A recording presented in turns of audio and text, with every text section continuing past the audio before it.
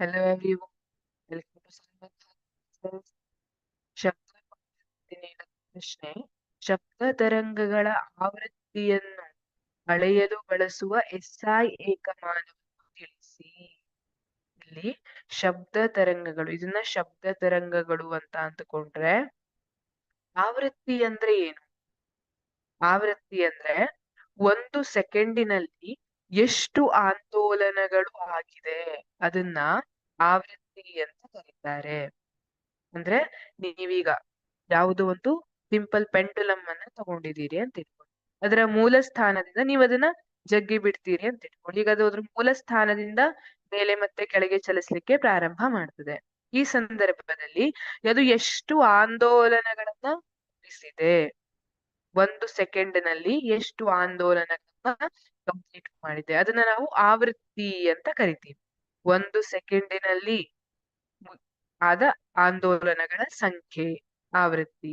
ಹಾಗಿದ್ರೆ ಈ ಆವೃತ್ತಿಯನ್ನ ಅಳೆಯಲು ಬಳಸುವಂತಹ SI ಏಕಮಾನ ಅಂತ ಕೇಳಿದ್ದಾರೆ.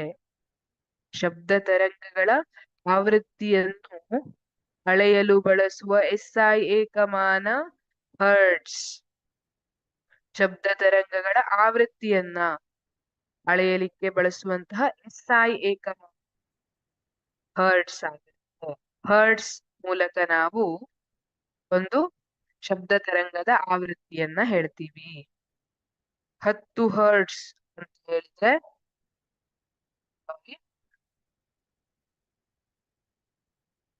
10 ಹರ್ಟ್ಸ್ ಅಂತ ಹೇಳಿದ್ರೆ ನಾನು ಅದರ ಅರ್ಥ ಏನು?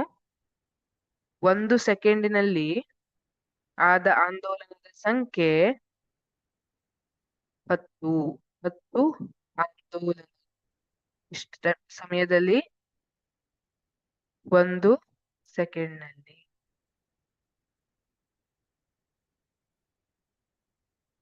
ಹತ್ತು ಆಂದೋಲನಕ್ಕೂ ಒಂದು ಸೆಕೆಂಡ್ ಆಗಿದೆ.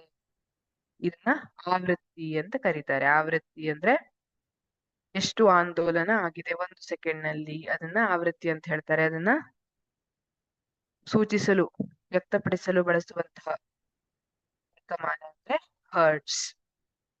Thank you.